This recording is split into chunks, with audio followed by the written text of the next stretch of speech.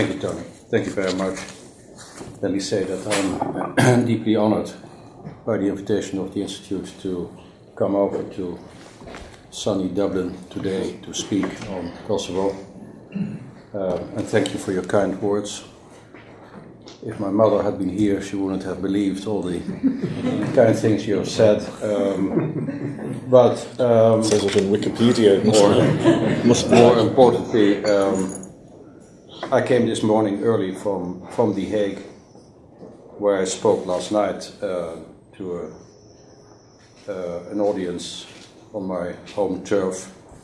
An audience very interested and sympathetic to Kosovo, but also very much focused on what the Dutch taxpayers are going to contribute to solving the financial crisis in another member state. And, you know, in a period of lively debate on the future of the European Union in the context of upcoming general elections. So I feel very pleased to be with you and to speak a little bit on, to share my thoughts on the current state of play in Kosovo. I would also like to touch upon the European Union's role in helping with Kosovo's European perspective. I have the unique fortune, or sometimes I think it's a misfortune, of wearing two hats, to have two responsibilities in Kosovo. One to be the special representative of the European Union, and the other to be the international civilian representative. As an EUSR, I coordinate the EU presidencies on the ground, whilst providing political guidance to them. As an international civilian representative, I lead the International Civilian Office, supported by 25 countries that have recognized and support Kosovo's independence, Ireland being a valuable and important member of this group. To give you an impression, my staff as an EUSR is about 8 persons, and the staff that supports me as an international civilian representative is about 260 at this moment. Complex as these two roles may sometimes be, they provide me with a unique platform from which to witness and to work on Kosovo's progress in institution building, as well as the numerous challenges that require both expeditious and lasting solutions. In my presentation today, ladies and gentlemen, I intend to highlight 3 areas of interest: progress and challenges of the past 2 years. Secondly, the EU's priorities for and commitments towards Kosovo. And thirdly, the European Union's policy-making efforts for Kosovo under the Lisbon Treaty. I believe there is support and goodwill in place to anchor Kosovo firmly towards a European future. And this moment, in my view, should not be lost. The challenge, therefore, for the European Union is, one, to oversee the process of change and reform, and secondly, to hold out an attractive enough beacon to Kosovo and to Serbia that they are both prepared to push through some difficulties and controversies in order to reach it in a regional context. Since the declaration of independence in February 2008, Kosovo's institutions are working, albeit not always at their fullest potential. Implementing decisions and a new constitutional court, Parliament has passed laws. The government is making and implementing decisions, and a new constitutional court has started its work. Also, EULEX, the largest EU rule of law mission, or largest civilian ESDP mission ever being deployed till so far by the EU in crisis areas, is present in Kosovo with some 1,600 police officers, judges and prosecutors, in place to oversee major reforms in all areas of the rule of law. Further progress on this front requires practical cooperation with authorities in both Belgrade and Pristina. Recently held municipal elections, where all communities participated and made sure their vote method indicate that democratic processes have begun to take center stage. While there were some irregularities, in general the elections met international standards. The most encouraging sign to emerge from the elections, however, was the participation of Kosovo Serbs living in new majority Serb municipalities. Participation of the Serbs in northern Kosovo, however, was minimal. But if the new municipalities in the southern and central areas of Kosovo are going to be successful, they will offer an example that may lead Kosovo Serbs in the north to choose participation in the future.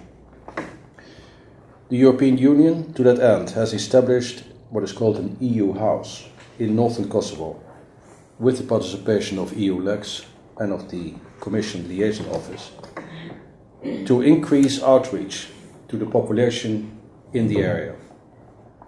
In Kosovo now, the people are indeed speaking and intend to be heard. There is steady progress in addressing concerns of minority communities and the delicate but necessary process of reconciliation. A fine example of this is the recent launch of a 30-month, €5 million project by the European Commission to close the lead-contaminated camps in northern Mitrovica. This will enable 90 Roma, Ashkali and Egyptian families to move from these camps to southern Mitrovica, the Roma Mahala, and other areas, and up to healthier lives. The project will also offer educational and financial support so that these communities can integrate fully into lives in southern Mitrovica. These, ladies and gentlemen, are encouraging developments for us, EU partners of Kosovo, and for the people of Kosovo itself. However, the transition from the present to a European future is indeed fraught with numerous challenges, a fact well known to the Kosovo authorities and their international friends. The list of immediate issues to be addressed include the fight against organized crime and corruption, including revamping the judicial system, ensuring full accountability of the public institutions, access to health, education, and economic opportunities, and substantially increasing the participation of women and minorities into the fabric of political and social life. And this brings me, ladies and gentlemen, to what we all here consider the bedrock upon which all democratic states rest, namely the rule of law. For without the rule of law, legitimate progress can never see the light of day. The centrality of the rule of law can be traced back, as you know, in common law tradition to the time of Magna Carta and the Bill of Rights, where even kings were subject to the law. The rule of law permeates every single area of life, be it in the conduct of business and trade, and attracting foreign investments, establishing an effective administration, forging personal and commercial bonds, and the list goes on. Recent years have shown that the rule of law no longer remains within the realm of legal or political life, but has permeated into the area of finance and economics and beyond. As the world grapples with increased globalization and consequences that derive from it, the rule of law proportionately comes under examination in areas such as judicial review, habeas corpus, due process, access to justice, and accountability of elected leaders to their electorate. May I quote your former president, Mary Robinson, who said, "Without the rule of law, government officials are not bound by agreed standards of conduct. Without the rule of law, the dignity and equality of all people is not affirmed, and their ability to seek redress for grievances and fulfillment of societal commitments is limited." End of quotation. This must not be so in the case of Kosovo, and is the reason why the European Union has determined the rule of law as the crucial area upon which to focus its attention and concentrate its collective efforts. There remain several hurdles to establishing a firm rule of law system in Kosovo. There are challenges in particular with regard to corruption and organized crime, both in Kosovo but also in the region. Individuals have to be held accountable for their actions and cannot be seen to be above the law. My friend, the US ambassador to Kosovo, has repeatedly emphasized that members of the political elite cannot consider themselves above the law. In his words, he recently said, "They are not special and they are not different. They are like you and me and everybody else. They have to answer to the law." And it is indeed encouraging to see the establishment of new judicial institutions, new entities that have recently handed down legally sound, well-reasoned opinions in a case involving minority rights and in addressing elections challenges. In the fight against corruption and fraud, this judicial independence becomes even more an imperative. The expectations from Brussels are therefore clear. There is a clear demand for reforms confirming the obligations of EU membership. In turn, Kosovo seeks visa liberalization, preferential trade conditions, and budget support. The annual assessment of the European Commission, issued last year, identified areas needing reform and has initiated constructive dialogue through the Stabilisation and Association Process. And it is to be hoped that the next few months will also usher in a period of closer regional cooperation between Kosovo and Serbia, ensuring steady progress towards their European perspectives.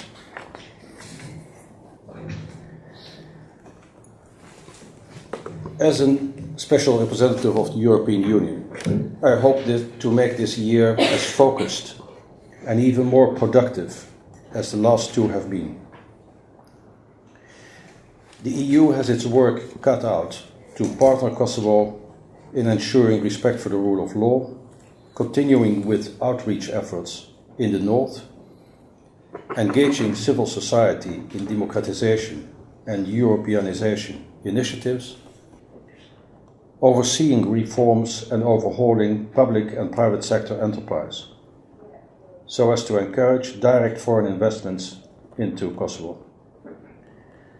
The overarching theme in these efforts is to ensure eventual local ownership and a solid European identity ready to embrace its European future. Ladies and gentlemen, success of any mission deployed in a post-conflict context inevitably needs broad political support. New institutional arrangements in European foreign policy following the passage of the Lisbon Treaty will hopefully enhance the effectiveness of the EU actions in post-conflict areas.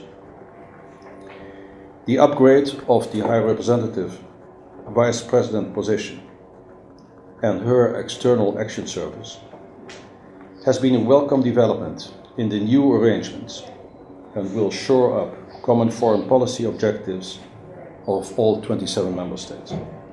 In the case of Kosovo, it is hoped that it can draw all 27 states together without prejudice to the status question in key areas that I mentioned, the rule of law and overall economic progress. I also expect that further strengthening of compliance with international standards in the area of human rights, particularly of children, women and communities, will follow. What does all this mean for Kosovo? These new foreign policy developments are a time to further develop the arrangements with Kosovo to ensure that messages from both sides are coherent and that targets will be achievable. Kosovo, on its side, will need to trust the EU way forward. And on its part, it will have to prove to be a credible partner, interested in developing a free market economy, attracting investments, generating employment, and allowing everybody to be an equal participant in a collective future, more than mere diplomatic assistance. The people of Kosovo need support in their social and economic development, and a genuine commitment on the EU's part to keep Kosovo's European perspective dynamic and constructive. It has been a privilege, ladies and gentlemen, to be witness to the growth of a newly emerging European Kosovo. Continued progress will require listening closely to the concerns of the local authorities and the public. My work comes with its frustrations and difficulties, and we are sometimes not patient enough with the pace of change. We always need to see more. However, I'm happy to tell you that a certain dynamism and hope has descended all over Kosovo, which is evident to me as I travel the length and breadth of its mountainous terrain. It's particularly inspiring to meet the youth of the land, brimming with fresh ideas and eager to connect more closely with the outside world. They cannot be disappointed. This period is as much a challenge for the European Union as it is for the region in search of its European perspective. Neither side can afford to be wanting in supporting each other's ultimate aspirations. Finally, ladies and gentlemen, may I say a word of gratitude for the enormous contribution made by the men and women of Ireland to Kosovo's growth and European perspective. If I'm well informed, on the 20th of April, 220 Irish soldiers will leave their base in Pristina to return home. They have assumed infantry duties at mission headquarters in areas as diverse as patrolling and intelligence gathering, and in helping build so many areas of civil society. They will be deeply missed for their outstanding professionalism, and I commend them today for their hard work and dedication. And in my office, as well as in EULEX, we have talented Irish colleagues who are working to make a daily difference in the lives of the people of Kosovo, as police officers, customs officials, and as legal advisors. They are proud representatives of this land, and we have been very lucky to have them with us. Together, we will continue with our work in Kosovo with the assurance that in generations to come, we will have sowed the seeds of a better future for Kosovo and its people. Thank you very much.